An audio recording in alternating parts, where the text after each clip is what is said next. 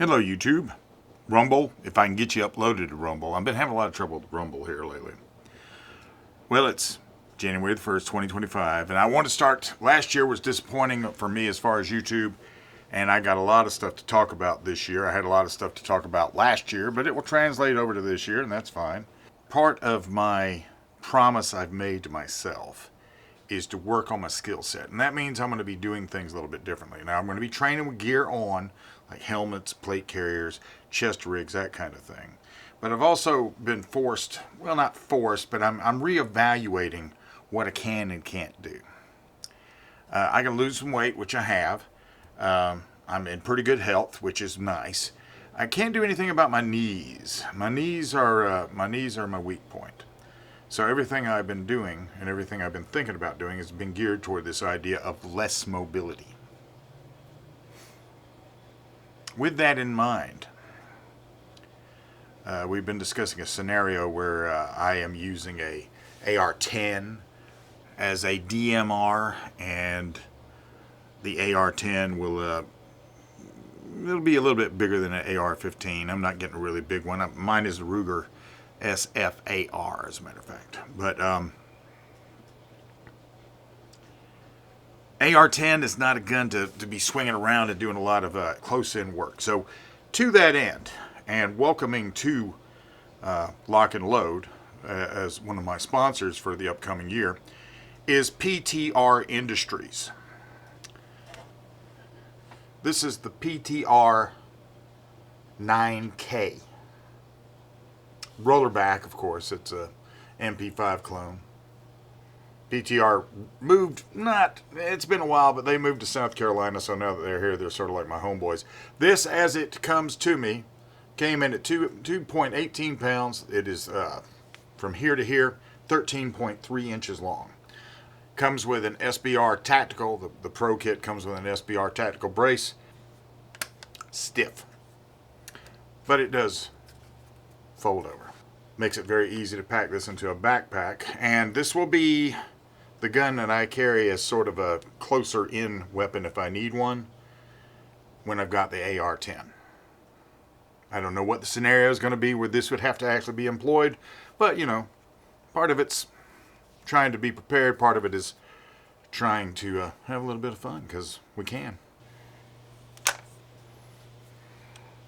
This gun is a semi-automatic, although it is ready. It is sear ready for your NFA registered sear if you wanted to go fully auto. What I like about these, and let's try to get this angle. So it is both threaded and it has a 3-lug adapter on it for a can, which I have cans now. The one can that I have for 9mm right here, we'll look at that in just a second. Rollerback. Because it comes with a QD mount on the back right there to begin with, but then or if you're going to put this on, you have to put on the Picatinny rail. So I just mounted this high and stuck this Magpul QD mount, QD attachment point on it. Interestingly, on the receiver, it has safe, irons, and fire. So yeah, it's set to go for fully automatic if you want to. If it's not, if you don't have the sear in it, of course, both of those positions are semi-automatic. I have a primary arms optic on it.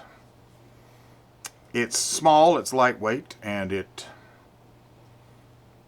this one's been zeroed twice, and it'll be zeroed again with this, and it's going to work just fine. The 9K is the shorter barreled kit, and for whatever I'm going to do with it, this is going to work just fine. Now, when you order the 9K Pro kit from PTR Industries, normally it comes with a 50-round box of ammo for you to get out here and zero it. It also comes with a really good single-point sling with a hook on the end of it, or you could put a QD on the end of that and make it a QD sling if you want to. And hopefully, if things go right, I get to go to Belt and Gun Club this weekend and shoot, and I can get out here and see what we do. The gun itself comes with two 30-round steel magazines. that if you go to Gun Mag Warehouse or something, they do have the PTR magazines there for a little cheaper. I'm looking forward to this trip. But with this trip, there's some other things that are going to happen.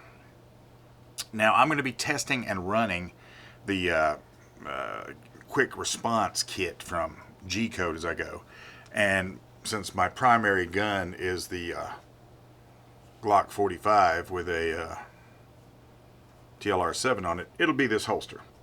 I believe this is called the FLX by G-Code. What I like about this holster is, for all of you out there that are looking for a retention holster, this holster is as good as any holster out there, and these start in this trim at $73 for some of you that are looking for these retention holsters that you can do quick detach or unattach. This is a very, very good holster for an excellent price. But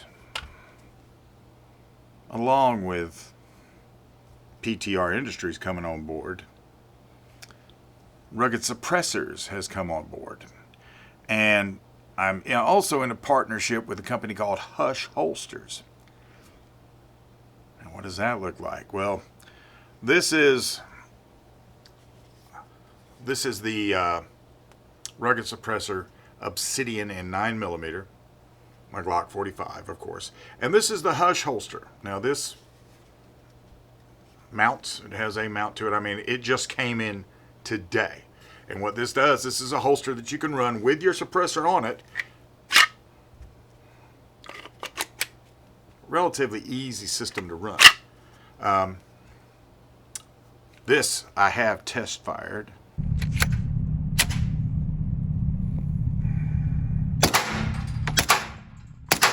Sweet.